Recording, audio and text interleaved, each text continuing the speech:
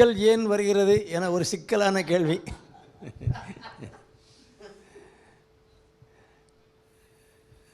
விக்கல் இருமல் மாதிரி ஒரு தன்னிச்சை செயல். அது வேகஸ் என்கின்ற ஒரு நர்வு இருக்குது, ஒரு நரம்பு. அது சப்ளை பண்ணுற இடத்துல எங்கே இரிட்டேஷன் வந்தாலும், எங்கே ஒரு ஒரு எரிச்சல், அதை ஒரு எரிச்சல் பண்ணுற மாதிரி ஒரு நிகழ்வு நடக்குதுன்னா அது விக்கலை ஆரம்பித்து விட்டுரும். அந்த வேகஸ் எங்கெல்லாம் சப்ளை பண்ணுறது? ஹார்ட்டுக்கு சப்ளை பண்ணுது, ஹார்ட்டு லங்ஸு ஃபுல்லாக சப்ளை பண்ணுது, ஸ்டமக்கு. அந்த காலத்துலலாம் இறப்பையில் அல்சர் அடைப்பு வந்துடும். அப்போது கேஸ்ட்ரோஜெஜினாஸ்டமின்னு சொல்லி அந்த அடைப்பை சரி பண்ணுறதுக்கு என்ன பண்ணுவாங்க, அந்த இறப்பையிலேருந்து சிறுகுடலில் ஒரு கனெக்ஷன் கொடுப்பாங்க. ஆன்டீரியர் கேஸ்ட்ரோஜெஜினாஸ்டமி, ஏஜிஜே. அப்படி அந்த சர்ஜரி இல்லாத ஒரு லிஸ்ட்டே இருக்காது. பெரிய ஆஸ்பத்திரிகளில் நாங்கள் படிக்கிற காலத்தில் 1980களெலாம் ஒரு ஆப்ரேஷன் லிஸ்ட் போட்டிருப்பாங்க. மேஜர் கேஸு ஒரு 5-6 போட்டிருப்பாங்க. மைனர் கேஸு சர்க்கம்சிஷனு, சின்ன கட்டி ரிமூவல், அதெல்லாம் எங்கிட்ட தருவாங்க சின்ன பயிற்சி டாக்டர்கள் பண்ணுறதுக்கு. நாங்கள் அங்கே ஒரு டேபிளில் போட்டு பண்ணிகிட்டு இருப்போம். நாங்கள் லோக்கல் அனஸ்தீசியா கொடுத்து பண்ணிகிட்டு இருப்போம். ஏதாவது ப்ராப்ளம்னா பெரிய டாக்டரை கூப்பிட்டுக்கலாம்.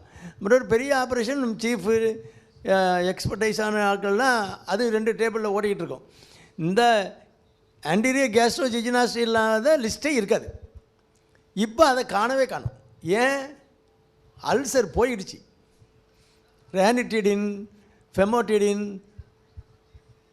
அந்த ஒரே டிடின் போடுறாங்கள, ஒரு ரேண்டாக் கொடுங்க, ஒரு எல்லாம் போய் கடையில் கேட்குறாங்கல்ல, சாப்பாட்டுக்கு முன்னால் போடுற ஒரு மாத்திரை கொடுங்கன்னு கேட்குறீங்கள, அதுதான் அந்த அசிடிட்டியை குறைக்கிறது. ஆசிடுடைய செக்ரீஷனை கம்ப்ளீட்டாக ஒரு 80% கட் பண்ணிடும். அந்த மாதிரி மாத்திரைகள்லாம் வரனால அந்த அல்சருங்கிறதே போயிடுச்சு. அதனுடைய காம்ப்ளிகேஷன்லாம் ரொம்ப ரேர். ஸ்மோக்கர்ஸு, வயிற்றை சரியாக கவனிக்காதவங்க, அந்த மாதிரி ஒரு தண்ணி அடிக்கிறவங்கன்னா யாராவது இல்லாமல் இருக்காங்களான்னு கேட்குறீங்களா? கொஞ்சம் பேர் இல்லாமல் இருக்காங்க. அதனால் அந்த மாதிரி வயிற்றை கெடுக்கிறவங்களுக்கு தான் அந்த பிரச்சனைகள் வருதே தவிர, அவங்களும் மாத்திரையை போட்டுக்கிட்டு அடிக்கிறாங்க. அதனால் ரொம்ப குறைவான பிறகு தான் வருது. அப்போ ஸ்டமக்கில் இரிட்டேஷன் வந்ததுன்னா, ஸ்டமக்கில் ஒரு யூரியா கிரியேட்டின் ரைஸ் ஆகி உப்புச்சத்து அதிகமாகி அதுவும் யூரிமிக் கேஸ்ட்ரைட்டிஸ்னு வயிற்றில் புண்ணாகும். அப்போ அங்கே இரிட்டேஷன் வரும். யூரிமிக் கேஸ்ட்ரைட்டிஸ் வந்தோன்னா அதுலேயும் இரிட்டேஷன் வந்துட்டுனா உடனே விக்கல் ஆரம்பிச்சிடும்.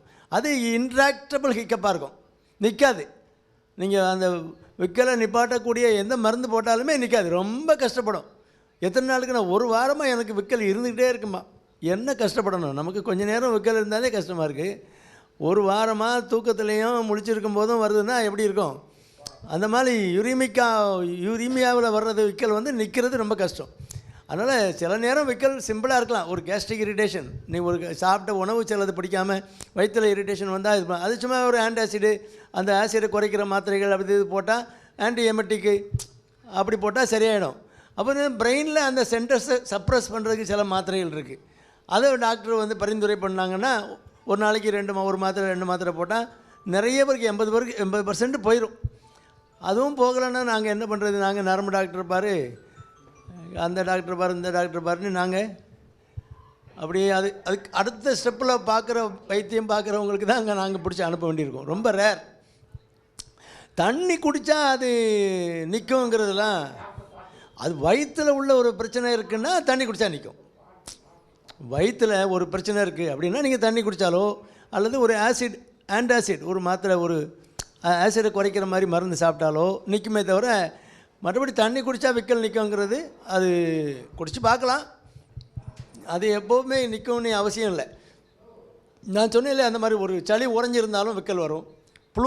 ப்ளூரல்ங்கிறது லங்ஸில் உள்ள அந்த லைனிங், அது இரிட்டேஷன் ஆனாலும் விக்கல் வரும். 1008 காரணம் இருக்குது.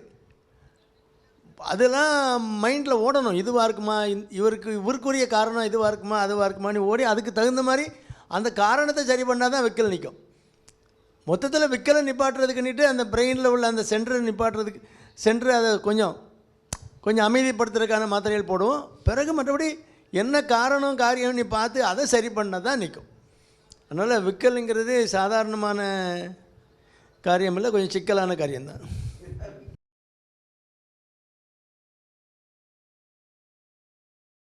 முத்திரைகளில் நோய் தீர்றது வந்து அது நிறைய பேர் அனுபவத்தில் சொல்லியிருக்காங்க உண்மை தான் அப்படின்ட்டு நம்மளும் நம்புவோம். முத்திரை செய்து பார்த்தா தானே நம்மள தெரியும். ஏன்னா அது செய்ததே இல்லை. அந்த இது வந்து யோகாவில் நிறைய சொல்லிக் கொடுப்பாங்க. அதை வந்து கரெக்டாக நம்ம வந்து நடைமுறைப்படுத்தி அந்த ஒரு மண்டலம் 48 நாளைக்கு காலையிலையும் சாயந்தரமும் அந்த யோகாவை பண்ணி பார்த்து அதுக்கப்புறம் நீங்கள் அதில் எஃபெக்ட் இருக்கான்னு பார்த்து சொல்லணும். அந்த அளவுக்கு எனக்கு அனுபவமும் இல்லை. நான் அந்த மாதிரி அனுபவசாலிகள் என்கிட்ட பகிர்ந்துக்கவும் இல்லை. ஆனால் நிறைய ரிசர்ச்சஸ் போயிட்டுருக்கு. யோகாவில் வந்து ஹார்ட் பீட்டெல்லாம் ரொம்ப குறைக்க முடியும். இப்போ ஹார்ட் ஒரு ஆளுக்கு tachycardia heart beat resting heart ரேட்டே 100 இருக்குதுன்னு வைங்களேன், மாத்திரை போடாமலே அது 60 கொண்டு வர முடியும். அதெல்லாம் யோகா மூலமாக முடியும். அது யோகாவில் முத்திரை தானே வருது. அதனால் அது நிறையா ஃபாரினில் தான் ரிசர்ச் பண்ணுறாங்க. நம்ம ஊருக்காரங்க சும்மா ஏதாவது சொல்லி கொடுத்துட்டு போயிட்டுருக்காங்களே தவிர அதை ஆத்தட்டிக்கலாக ப்ரூவ் பண்ணி நீங்கள் ரெக்கார்டிக்கலாக காட்டினா தான் உலகம் நம்பும். இப்போ ஏன் எதற்காகங்கிற கேள்வி இருக்குது. அதெல்லாம் நீங்கள் வந்து ஒரு 10 பேரை வச்சு நீங்கள் அவங்க ரெஸ்டிங் ஹார்ட் ரேட் எடுத்து திரும்ப அந்த இருதயத்தில் உள்ள அந்த ஹார்ட் ரேட்டை குறைக்கக்கூடிய அந்த முத்திரைகள்லாம் சொல்லி கொடுத்து அதை ஒழுங்காக பயிற்சி பண்ணி ஒரு 2 மாதம் கழித்து 3 மாதம் கழித்து அந்த இசிஜி எடுத்து ரெக்கார்டிக்கலாக வச்சு அந்த இதெல்லாம் ரெக்கார்ட் பண்ணிட்டுருக்காங்க. ஃபாரினில் நிறைய நடந்துகிட்டு இருக்குது. அதெல்லாம் உண்மை தான். அதனால் ஹார்ட் ரேட்டே குறைக்க முடியும்னா இப்போ நம்ம ஹார்ட் ரேட்டை குறைக்க பீட்டா பிளாக்கர்னி மாத்திரை இருக்குது. அதில் எத்தனையோ கார்டியோ செலக்டிவ் பீட்டா பிளாக்கர் இருக்குது. அதை போடுவாங்க. போட்டுட்டு அதுவும் இல்லைன்னா இன்னும் ஹார்ட் ரேட்டை மட்டும் குறைக்கிறதுக்கெல்லாம் மாத்திரை இருக்குது. இவாபராடின்ங்கிற மாத்திரை வந்து அது ஹார்ட் ரேட்டை மட்டும் அது அவனுக்கு என்ன தேவையோ ஸ்ட்ரென்த்து அதை பார்த்து கரெக்டாக அந்த ஸ்ட்ரென்த்தில் சின்ன ஸ்ட்ரென்த்தா பெரிய ஸ்ட்ரென்த்தா அப்படின்னு பார்த்து ஆப்டிமைஸ் பண்ணி அந்த டோஸ் கொடுத்தா ஹார்ட் ரேட்டை குறைக்க முடியும். ஒன்றுமே இல்லாமலும் யோகா மூலமாக குறைக்க முடியும். அதனால் அதெல்லாம் ப்ரூவ்டு ஃபேக்ட் தான். நிச்சயமாக அதில் உண்மை இருக்குது. ஆனால் நம்ம ரிசர்ச்சு வந்து எல்லாம் அந்த மாடர்ன் மெடிசின் பக்கமாக தான் திரும்பி வராங்களே தவிர யோகா டாக்டருமே அவங்க ஏதாவது ஒரு மாத்திரையை கொடுக்கலாமா, ஏதாவது ஊசியை போடலாமா, ஊசியை போட்டால் தான் டாக்டர்னு நம்ம நினைக்கிறோம். நம்ம மென்டாலிட்டி அப்படி ஆகிப்போச்சு. ஏன்னா அங்கேருந்து வந்து அந்த வெளிநாட்டு மருத்துவத்தை தான் நம்ம வந்து பெருசாக தூக்கி பிடிச்சிக்கிட்டு இருக்கோம். அது அக்யூட் கேஸுக்கு தான். அக்யூட்டாக வர்ற ஒரு காய்ச்சல் வருது, ஒரு இன்ஃபெக்ஷன் கண்ட்ரோலுக்கு அதுக்கு நம்மகிட்ட மருந்து அவ்வளோ பெருசாக கிடையாது.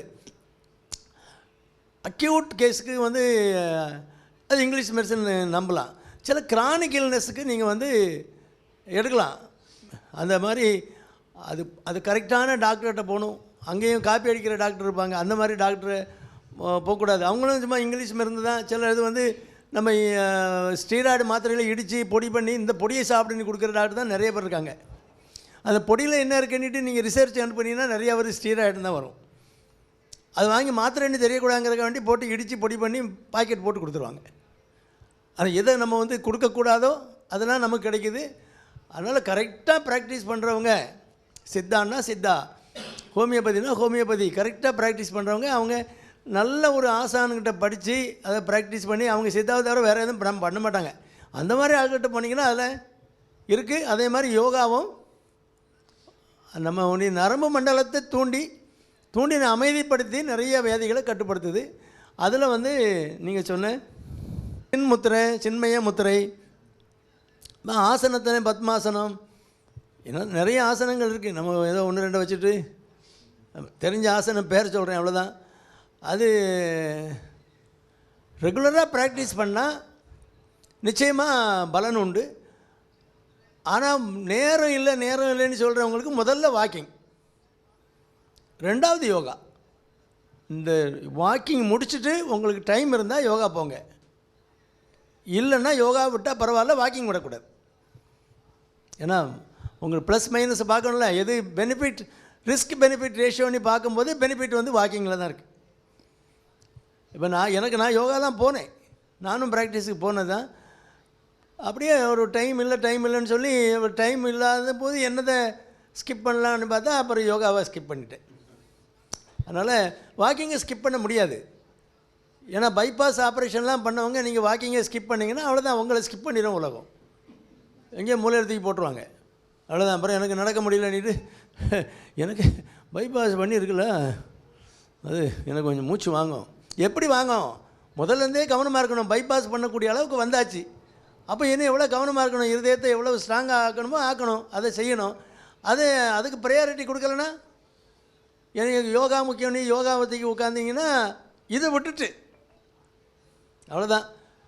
நீங்கள் யோகா எடுத்திங்கன்னா அதில் சிம்பத்தட்டிக் டோன் கம்ப்ளீட்டாக டவுன் ஆயிரும். நீங்கள் யோகா மெடிடேஷனில் இருந்தீங்கன்னா அந்த ஹார்ட்டுக்கு சிம்பத்தட்டிக் டோன் வந்து அட்ரினலின் அந்த இதெல்லாம் ரொம்ப டேஞ்சரஸ். அந்த செக்ரேஷன் அப்படியே டவுன் பண்ணி ஹார்ட் ரேட்டெலாம் குறைச்சி, ரெஸ்டிங் ஹார்ட் ரேட் வந்து ஒரு ஹார்ட் அட்டாக் டைமில் ஒருத்தனை அட்மிட் பண்ணுறோம் அப்படின்னா அந்த டைமில் அவன் அட்மிஷன் டைமில் இருக்க ஹார்ட் ரேட்டு தான் அவனுடைய சக்ஸஸ்ஸு. அவன் ஹார்ட் ரேட்டு 80க்கு கீழே இருக்குது அப்படின்னா நல்லா ரெக்கவர் ஆகி வந்துடுவான்னு அர்த்தம். அவன் உள்ள அட்மிஷன் போடும்போதே 120லேயே நிற்குது, கீழே இறங்க மாட்டேங்கன்னா மோசமான ஹார்ட்னு அர்த்தம்.